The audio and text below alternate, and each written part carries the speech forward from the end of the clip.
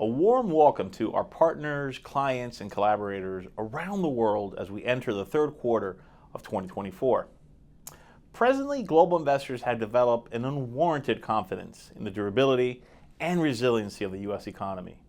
So far, equity markets have managed signs of slowing U.S. economic growth well, benignly interpreting them as harbingers of a more accommodating Federal Reserve and lower bond yields. Our concern is that growth could slow to the point where negative economic news negatively impacts stocks again. We fear that we will soon move from a world where bad news is good news for risk assets to one where bad news is just that, bad news. Furthermore, the extraordinary returns of the largest companies are masking weaknesses in other segments of the market. For instance, the S&P 500 equal weighted index has remained mostly flat over the past 2.5 years, and the Russell 2000 has been stagnant for even longer, despite 25% nominal GDP growth in the United States over the past 3 years. Similarly, only a small portion of S&P 500 companies have driven the earnings revisions for 2024 and 2025 EPS growth over the past year. The top 20% are up 18 and 22%, while everyone else is down 6% and down 3% respectively. Since NVIDIA's earnings surprise in May of 2023, 6 S&P 500 stocks related to large language models have accounted for 65% of the index's gains during this period, and 75% year to date. For perspective, the market value of these LLM stocks is $15 trillion, equal to the combined market capitalizations of Germany, Japan, India, and Brazil. This raises the question, will the United States or will the U.S. economy remain strong enough to allow more cyclically driven market sectors to catch up? Or will it enter a recession, ensuring that more defensive quality stocks continue to dominate? We think the latter is much more likely. The U.S. avoided a recession in 2023 due to the use of excess household savings and significant growth contributions from fiscal spending. However, the fiscal impulse is expected to be negative this year, and various measures of excess savings indicate they are already depleted. Forward-looking indicators of the U.S. labor market are suggesting rapidly declining demand for workers. Rising consumer loan delinquencies supports the view that excess savings have been exhausted, and business loan lending standards remain strict, and overall U.S. credit growth is very weak. In sum, the U.S. economy is losing momentum, and the three main drivers of consumption, wage growth, savings, and credit availability, are diminishing. Although inflation is likely to continue its downward trend, our return to target levels has been delayed. And this delay, combined with investor expectations that the Fed funds rate will remain above the estimated neutral level even a year from now, suggests the Fed may be too late in its attempt to pivot. Now, a widespread equity sell-off is unlikely until there is clear evidence of an impending recession prompting downward revisions of earnings estimates. Since the economy can continue to slow gradually and recessions are only typically recognized after the fact, it may take several months for earnings expectations to align with deteriorating economic reality. Nonetheless, an overvalued equity market, extreme investor bullish sentiment, and decreasing equity risk premia indicate elevated downside equity risk. Therefore, we are hesitant to pursue higher market gains at this late stage of the economic cycle, and as current evidence suggests, a U.S. downturn by early 2025 at the latest, with equities typically peaking on average 6 months before the onset.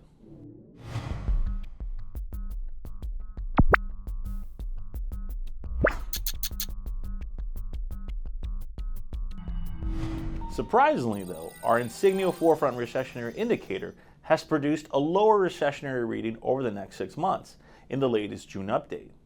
However, over a 12-month window, it remains elevated at around 64%. Now, we use our model as one of several inputs into our decision-making process. Lately, it has become noisier, statistically speaking, as evidenced by a slightly lower pseudo R-squared. Now, to be sure, a pseudo R-squared of 52.08% is still a strong signal and means that the model explains more than half of the variation in the dependent variable, which typically suggests a relatively good fit and reasonable predictive power for the model. But the uniqueness of the post-pandemic environment, in our opinion, has mildly diminished its signaling capability, and we have adjusted our overall subjective probabilities accordingly to adjust for this by including new variables. Our overall subjective recessionary probabilities, including all factors, over the next 6 and 12 months are 40 and 60% respectively. Historically, recessions in the United States have typically begun about 2 years after the Federal Reserve starts raising interest rates, and they often begin suddenly and unexpectedly. We are now at 27 months.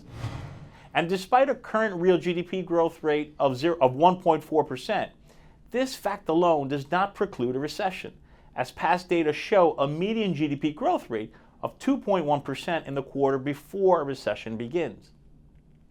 Now, recessions occur abruptly due to the kinked Phillips curve, which shows a nonlinear relationship between inflation and unemployment.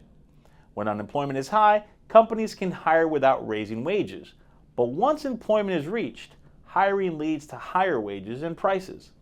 This cycle is usually halted by reducing aggregate demand through tighter monetary policy. Now, the kinked Phillips curve framework has been an especially useful predictive tool since the pandemic. In 2022, it correctly predicted no recession when others expected one. And in 2023, it foresaw an immaculate disinflation rather than significant economic pain. For 2024, it predicts a sudden recession by the end of the year or early 2025.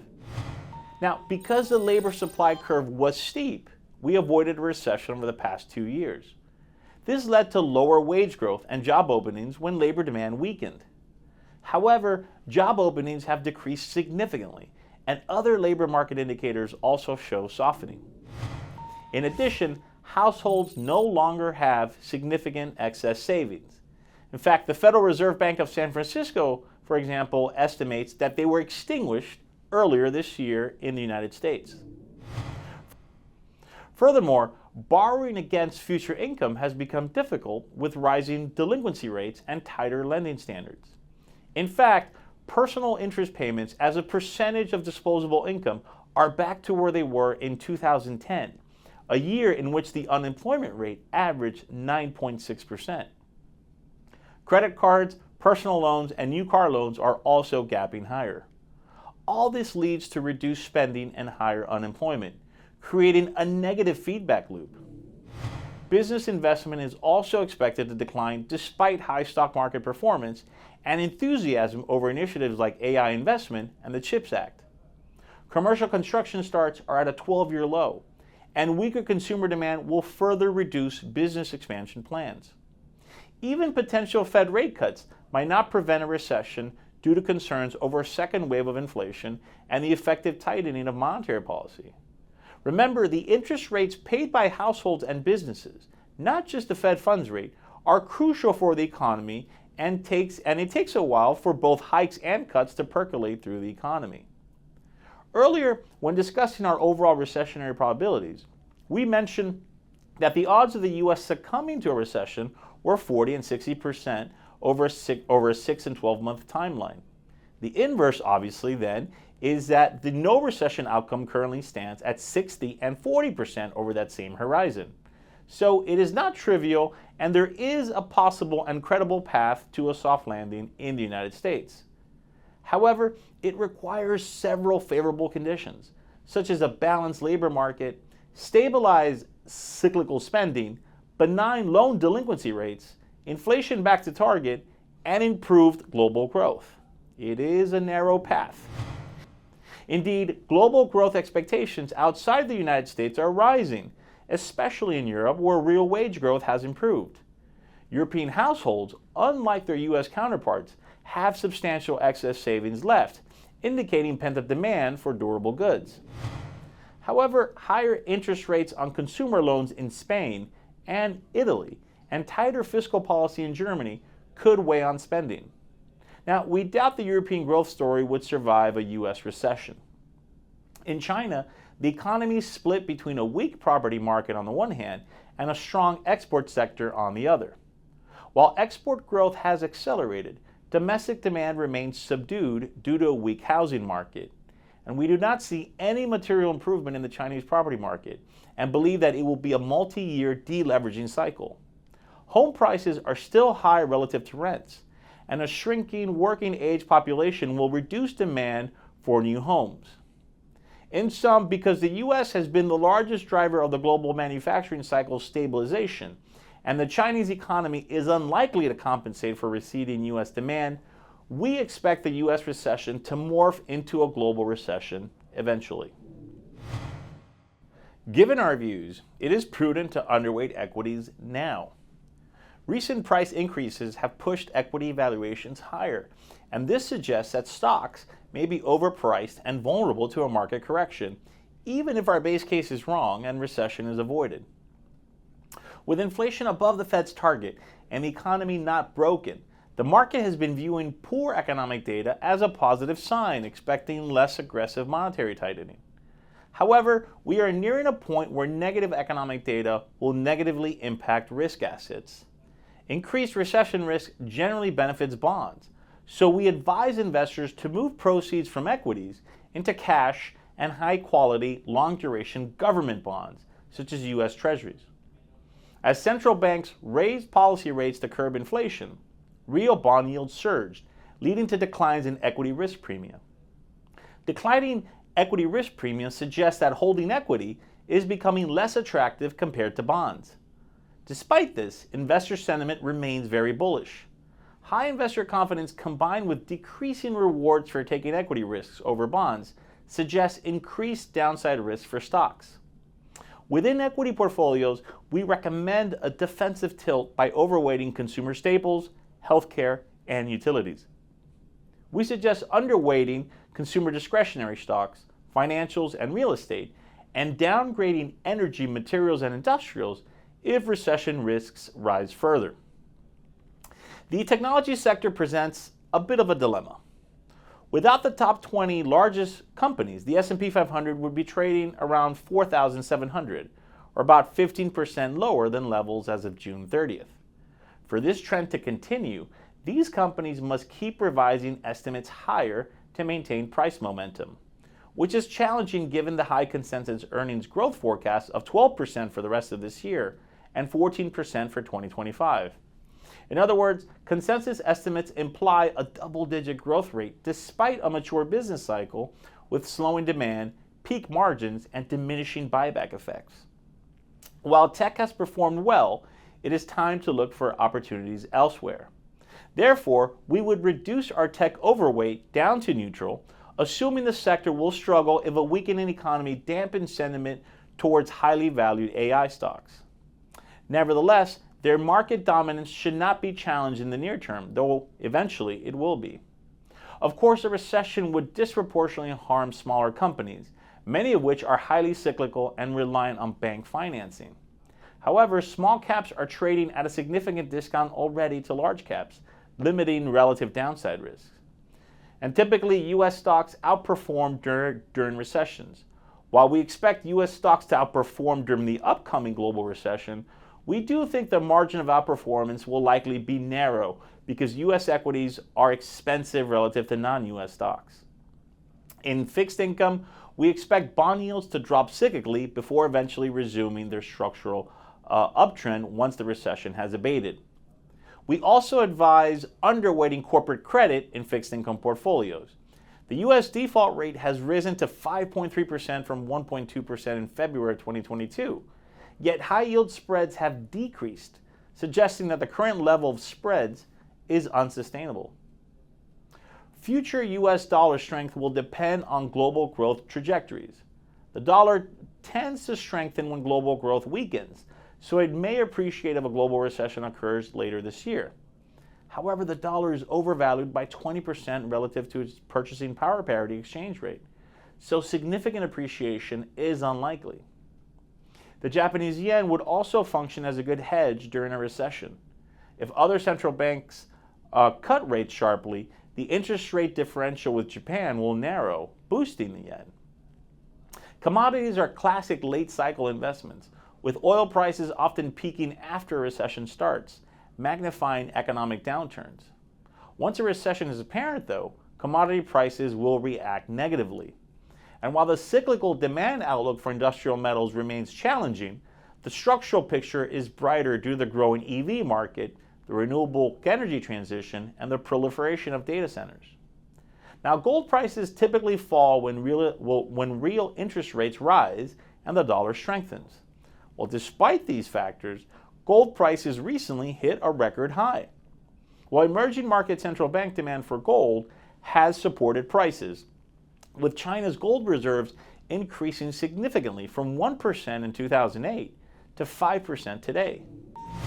Now, typically in low growth and high inflation environments, like the ones we saw in the mid to late 70s and early 1980s, gold has historically outperformed other assets.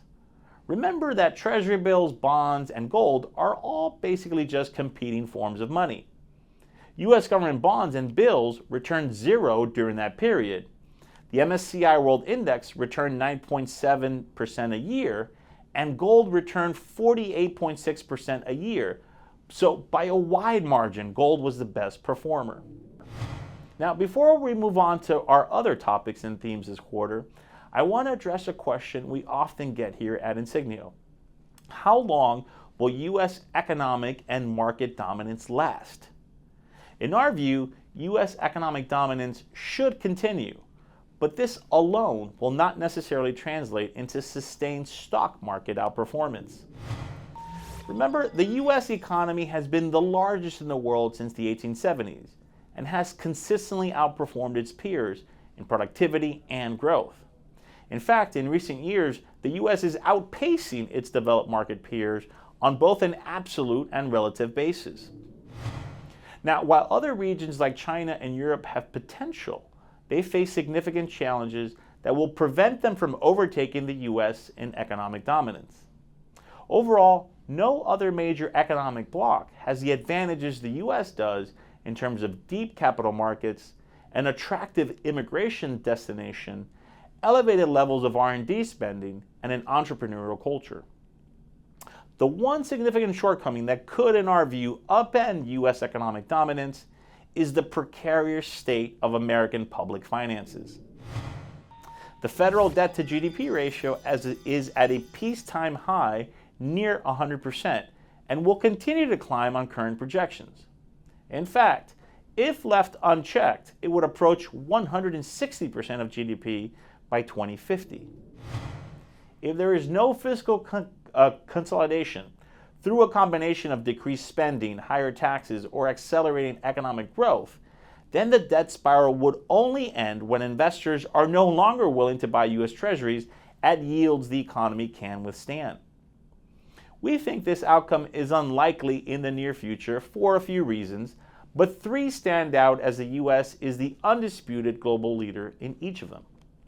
First, rapid productivity growth from AI technologies. Then, persistent immigration, and finally, the rapid commercialization of space. For all these reasons, we think U.S. economic dominance should be entrenched for the next few decades. However, the other feature of American outperformance since the pandemic, equity market outperformance, may prove less resilient. Once the AI bubble inevitably bursts, perhaps months or years from now, the U.S. stock market could significantly underperform its peers, which have not participated in this rally thus far. In conclusion, U.S. assets should continue their run of dominance for now and into the coming recession. But on the other side of the cycle, investors should begin to reassess their regional allocations.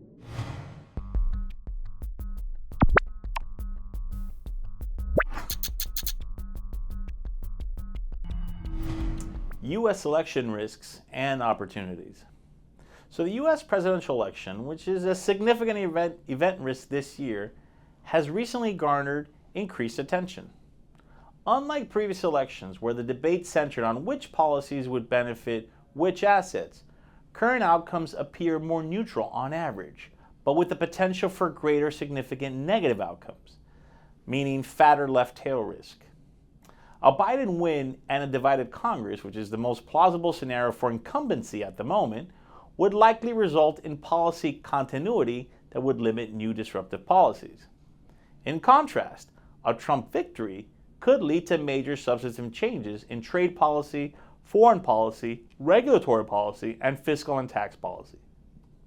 Although election experts have identified 7 battleground states, notably Arizona, Georgia, Michigan, Nevada, North Carolina, Pennsylvania, and Wisconsin, where the victory margin is expected to be narrow, prediction markets have shown Trump widening his lead following Biden's poor performance in the first debate.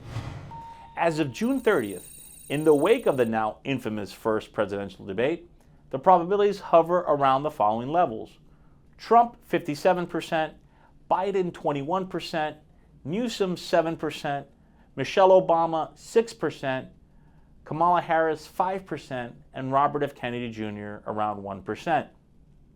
Now, similarly, prediction markets assign a 38% probability to a Republican sweep of Congress, only a 12% chance for a Democratic sweep, and 50% chance of a divided Congress. Historically, markets have priced in higher volatility 1 to 2 months before the election, traditionally aligning with that first debate. While this year's earlier than typical debate increased uncertainty about the Democratic nominee, which could lead markets to discount election risk sooner than usual. Now, overall, we believe tariffs and their inflationary impact will be the most significant issue for financial markets in this U.S. election cycle. Sweeping and/or large tariffs could cause an inflation spike, making the Federal Reserve less likely to cut rates, even if the U.S. economy finds itself in a mild recession, as we expect it to. Beyond inflation, tariffs could also negatively impact companies with a high proportion of revenue that are driven by international sales. So, regardless of the presidential outcome, though, a unified government, either a blue or red sweep, would be the most bearish scenario for rate markets. Unified government control is expected to create the most positive fiscal impulse, while divided government would lead to more fiscal restraint. However, the fiscal impacts in all scenarios we think would be smaller than either 2016 or 2020, given our dire current fiscal position. A Trump victory, whether with a Republican or a divided Congress, would be potentially the most equity bullish scenarios, given the potential for regulatory rollbacks, corporate and personal tax relief. Probably, Trump could adopt a tougher foreign policy stance, especially with China, using more executive orders on trade and investment. And focusing on regulatory changes, he may also reverse clean energy and environmental policies via executive orders as well. However, we expect a new Trump administration would include experienced politicians rather than first-term outsiders, featuring familiar, market-friendly names. On the other hand, Trump 2.0 could lead to more contentious European relations, potentially negatively affecting Ukraine's ability to continue in the conflict. However, the return of Mike Pompeo as Secretary of State would assuage Ukrainian worries, as he has recently criticized both congressional Republicans and the Biden White House as being too soft on Russia. Now, under a Republican sweep, significant policy changes should be expected, and a stronger U.S. dollar is the most plausible outcome. In this scenario, the two main risks are yields rising rapidly or a negative market reaction to unexpected tariff surprises. Implied volatility across much of the equity complex and parts of the FX complex is still at the lower end of its historical range. In other words, protection is still cheap, so now is the time to initiate these hedges. US dollar longs versus G10 currencies also offer positive carry, mitigating the cost of holding positions for longer. And at this stage, the implied moves among several asset classes under the four possible election scenarios are as follows. Under a Republican sweep, a modest rally in equities, higher yields, and US dollar strength. In a Democratic sweep, modest equity downside, moderately higher yields, and dollar weakness. In a Trump with divided government, modest equity downside, slightly higher yields, and dollar strength. And finally, in a Biden with divided government outcome, flattish equities, lower yields, and dollar weakness. Now, a few caveats and takeaways. First, investors should not anticipate a repeat of 2016 when a Republican sweep resulted in a broad-based risk-on rally. The macroeconomic environment today is vastly different from when Trump was first elected, with additional cross-currents in play. Second, a stronger US dollar is the most likely result of a Republican sweep because it is the most consistent response to escalating tariffs. Third, higher yields are more probable in either a Republican or Democratic sweep compared to a divided government. Fourth, we think a divided Congress appears to be the most neutral outcome, as it would limit changes to existing policies and prevent the implementation of new, potentially volatile ones. However, risks remain around unilateral executive or agency actions. And finally, for unrelated reasons, implied volatility remains low by historical standards, even as the October-November period approaches. This low volatility environment presents a very favorable opportunity to add portfolio hedges and buy insurance during the summer months. Let us end our discussion by focusing on the fiscal and tax possibilities, considering that we just identified America's fiscal trajectory as perhaps the only barrier to sustaining longer-term U.S. economic dominance. Well, we begin by evaluating the fiscal and tax agendas expected under the four main election outcomes. This reflects the hypothetical fiscal impacts, including potential tariff policies, and the use of funds they generate. The most significant fiscal policy shifts occur in the two sweep scenarios, as substantial changes are difficult under divided government, though tariff policy mainly depends on presidential control. In a Republican sweep, fiscal changes stem from extending expiring tax cuts and introducing additional cuts that offset new tariff revenue. In a Democratic sweep, higher corporate taxes are initially offset by an expanded child tax credit. It follows that a divided government would be the most favorable scenario for the U.S. fiscal position. A Trump victory with a divided Congress would likely reduce the U.S. fiscal deficit the most, while a Biden win with a divided Congress would also improve the balance sheet, but to a lesser extent. The only scenario where the U.S. fiscal deficit worsens is a Republican sweep, where tax cuts could negate all the tariff revenue. Now, some key assumptions include a potential corporate tax increase from 21 to 25% under a Democratic sweep, though Biden's proposed 28% rate and other corporate policies might be too ambitious with a thinly divided Congress. Now, regarding tariffs, their impact on risk assets should be less severe than during the previous China trade war under Trump 1.0. Ceteris paribus, yields are more likely to move higher than lower given the current inflation and policy context. And given our recessionary call, it just means that yields will not fall by as much as we previously expected them to fall, but they will still fall. The direction will be the same, but the magnitude should be less. One thing we can state with high conviction is that the market reaction to tariff proposals is the biggest potential swing factor in asset markets. And finally, geopolitical risks or aggressive attempts to influence Fed policy potentially could strengthen the case for owning oil and gold.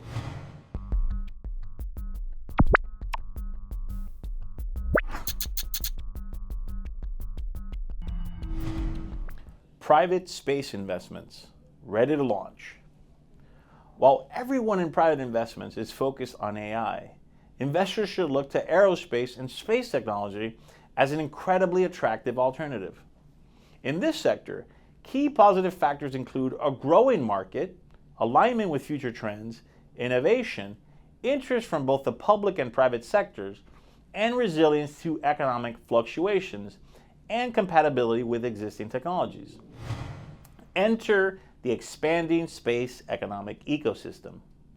Commercialization, a crucial factor for investors, is now a reality in the space sector. In the United States, the federal budget share for NASA's civil space activities has declined since the 1990s. This reduction has led to increased private sector investment and innovation in space exploration, highlighted by SpaceX's historic crewed mission in May 2020. The trend towards privatization and commercialization, along with the establishment of the U.S. Space Force in December 2019, underscores shifting priorities and the evolving role of private companies in space exploration. Now, global space tourism, which is worth $678 million in 2023, is projected to exceed $1.3 billion by 2033. That's a 38% compounded annual growth rate over the next decade. Now, the sector's economic stability is further supported by consistent public sector funding through defense budgets, which strengthen government space programs. And despite numerous challenges, the field of space technology has relatively few competitors. According to PitchBook, there were over 170 early-stage deals in space technology in 2023, compared to over 4,800 deals in AI and machine learning. SpaceX's December 23 valuation of $180 billion in the private market exceeds any IPO in history and highlights the sector's appeal. It is arguably the best-known private company ever due to Musk's powerful combination of rapid technological advances coupled with an unrivaled marketing and promoting strategy. SpaceX is ready to launch. Indeed, its dominant role in the space industry and its high valuation would rank it among the top 50 most valuable companies in the S&P 500 if it were publicly traded today. SpaceX operates two main business lines, launch and Starlink.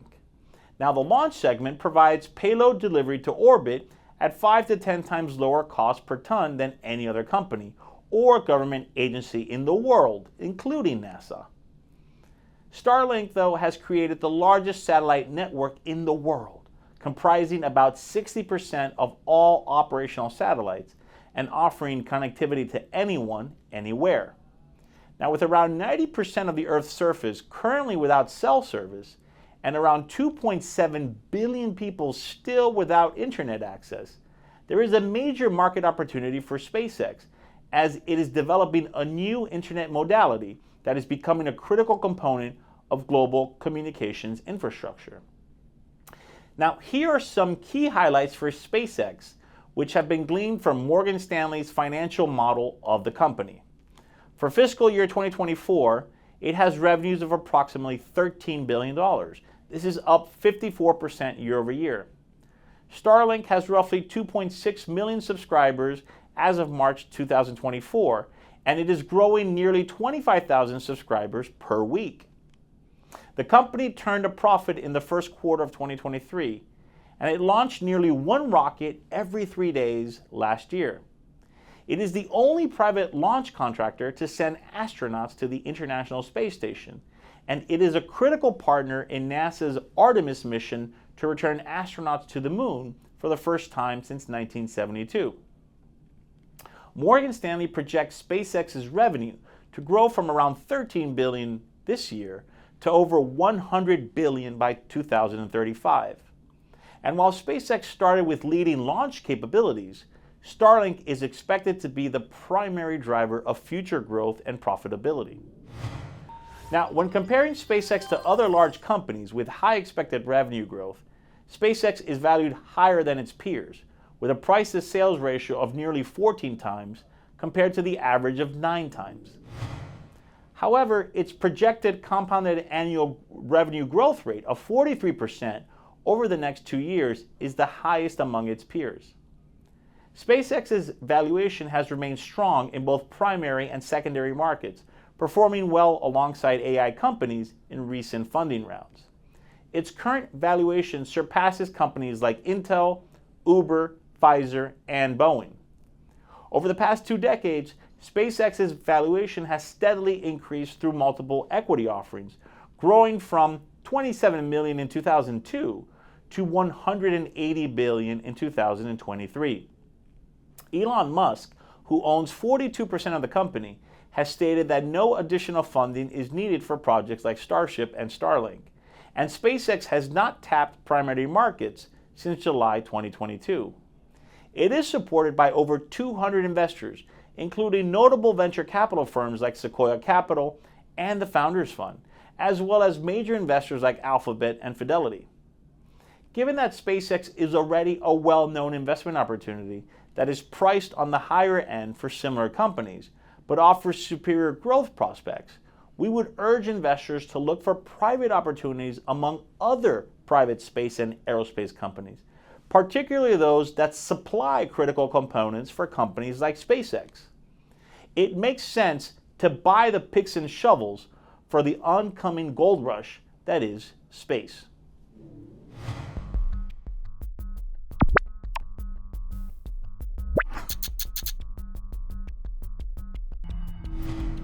The mineral industry in Latin America. Minerals have always provided an important starting point for many of the goods we enjoy in our daily lives. Copper, iron ore, and nickel, among others, have been valuable building blocks in society for hundreds of years. After many years, some of these minerals lost some of their proverbial luster. However, new technologies such as electric vehicles and renewable energy are rekindling the mineral complex's shine. These trends, propelled by the constant quest for greener, more sustainable fuels and materials, have led to the exponential growth of the importance of mineral production around the world. This growth has brought Latin America to the forefront of many discussions on the subject, namely because of the region's stance as a critical provider of some of the most important minerals needed for these technologies. As such, we wanted to delve deeper into the importance of Latin America within the minerals complex and touch on some of the companies that could benefit from this industry's potential development. From copper to lithium to nickel, Latin America is blessed with large concentrations of important minerals. A point that stands out is how rich the region is in copper and lithium. According to data from the Center on Global Energy Policy at Columbia University, Chile and Peru are the world's leading producers of the two minerals, accounting for close to 40% of global production. At the same time, Chile and Argentina are responsible for 32% of global lithium supply. In fact, the lithium triangle, comprised by Chile, Argentina, and Bolivia, holds over 60% of the world's reserves of this mineral. Now, these statistics should bode well for the region, considering that, according to data from the International Agency, the demand for critical minerals is expected to increase by more than 6% per year on average through 2030. However, not everything is as rosy as it seems. The region exhibits setbacks in infrastructure development and high operational risks, which undermine its preparedness to take advantage of its richness of critical minerals.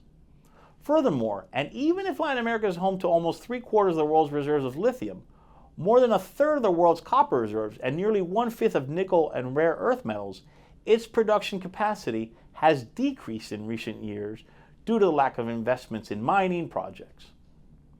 Copper's attention is focused on this metal's importance within the clean energy ecosystem, especially because of the increased deployment of renewables and electric vehicles around the world.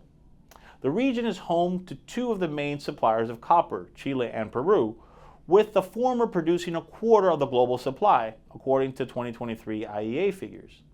In its forecasted scenario, the agency expects Chile to remain as the largest copper producer, as it continues to contribute about 1/4 of the world's global supply through 2040, with productions from its main mine, Escondida, which alone produces 5% of the world's copper supply. At the same time, Peru is highlighted as the world's second largest copper supplier. However, it is expected to see its share of supply shrink to increase influence from other producers such as Russia, Indonesia, and the current biggest supplier, the Democratic Republic of the Congo, as well as the lack of viable projects and aging assets. Furthermore, some of Chile's main copper assets have had to close due to environmental concerns that are related to the country's efforts to move towards more sustainable mining, as well as ESG controversies. For example, in 2023, Codelco closed its Ventana smelter due to an environmental incident that caused increased pollution, which in turn left dozens of inhabitants suffering from symptoms of sulfur dioxide emission poisoning. Codelco's output remains at historical lows, with production coming in 6% below its target rate through May of this year. Its recent lithium production deal with SQM could help the company navigate its current downturn in copper production. Lead times to increase supply tend to be long in this industry. However, production is likely to rise over time in response to increased expected demand. This sentiment was echoed by Vale during its recent Base Metals Asset Review webinar, where it unveiled plans to increase production capacity through 2028 and beyond. Now, copper has traditionally been the backbone of the mineral industry in Latin America. However, given the massive size and level of concentration of lithium reserves in the region, this commodity has the potential to surpass copper as Latin America's most important mineral. The lithium triangle holds an outsized number of global reserves. However, the gap between the level of reserves and actual production varies widely on a country-by-country basis. For example, Bolivia accounts for approximately 24% of global lithium deposits, while Chile accounts for 11%. However, Bolivia accounted for a minimal amount of global lithium production, while Chile accounted for 25%. Why this discrepancy? Well, lithium can be hard and expensive to produce, particularly in regions requiring intensive mining. This could explain why certain countries, such as Mexico, are having limited success developing this industry. The UN Development Program believes that the cost of producing refined lithium will average $7,000 a ton through 2036. This cost level poses significant limitations to the development of reserves in certain countries in the region. Complicating matters further is the fact that lithium prices have plummeted from their highs of $80,000 in 2022. With prices near $15,000 a metric ton today, it is likely that we are close to the lows. However, with production costs currently ranging between $5,000 to $10,000 per ton, increasing production at current prices is much less appealing than it was in 2022. Something else to consider is that many lithium producers still operate their budgets with price assumptions in the range of $20,000 to $25,000, which will likely need to be adjusted downwards.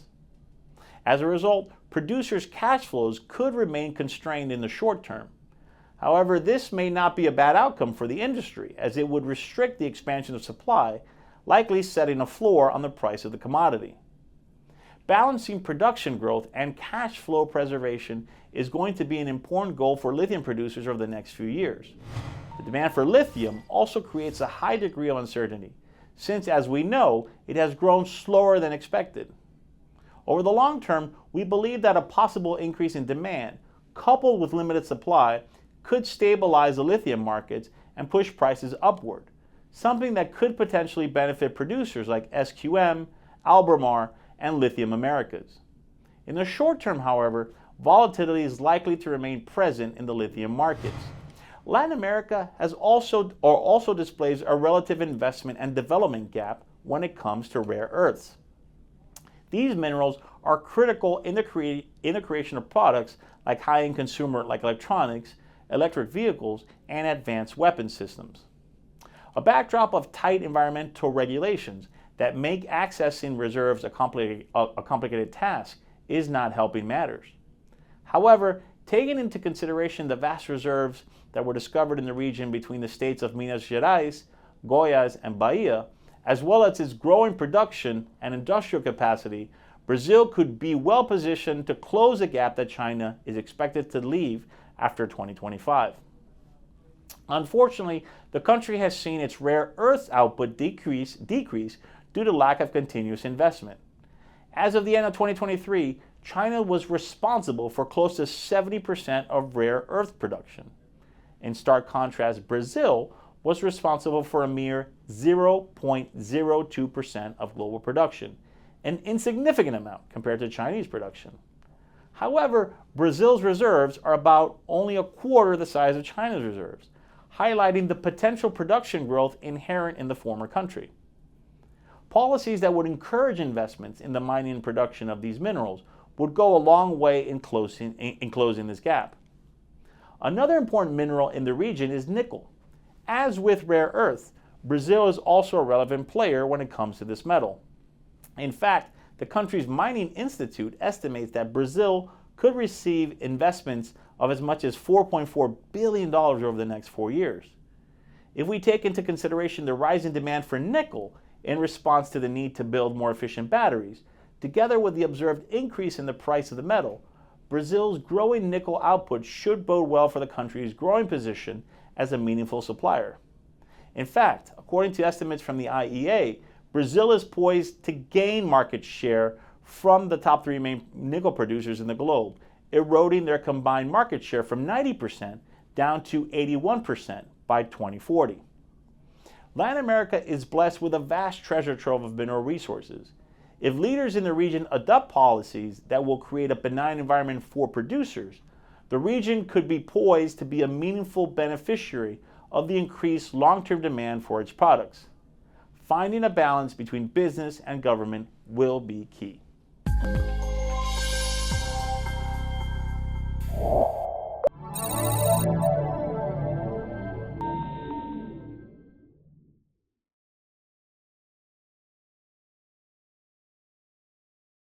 Insigneo Financial Group, LLC, comprises a number of operating businesses engaged in the offering of brokerage and advisory products and services in various jurisdictions, principally in Latin America. Brokerage products and services are offered through Insigneo International Financial Services, LLC, headquartered in Puerto Rico, and through Insigneo Securities, LLC, headquartered in Miami. Both are members of the Financial Industry Regulatory Authority, FINRA, and Securities Investors Protection Corporation, SIPC. Investment advisory products and services are offered through Insigneo Advisory Services, LLC, an investment advisor registered with the Securities and Exchange Commission. In Uruguay, advisory services are offered through Insigneo International Asesores de Inversión Uruguay, SA, Insigneo Asesores de Inversión Latam, SRL, and Insigneo Asesores de Inversión de Uruguay, SRL, in Argentina, and through Insigneo Argentina, SAU, and in Chile through Insigneo Asesorías Financieras, SPA. Collectively, these 8 operating businesses make up the Insigneo Financial Group. To learn more about the broker-dealers, including their conflicts of interest and compensation practices, please go to https://insigneo.com/disclosures/ or via www.finra.org. To learn about Insigneo Advisory Services and any conflicts related to its advisory services, please see its Form ADV and brochure, which can be found at Investment Advisor Public Disclosures website, https://advisorinfo.sec.gov/.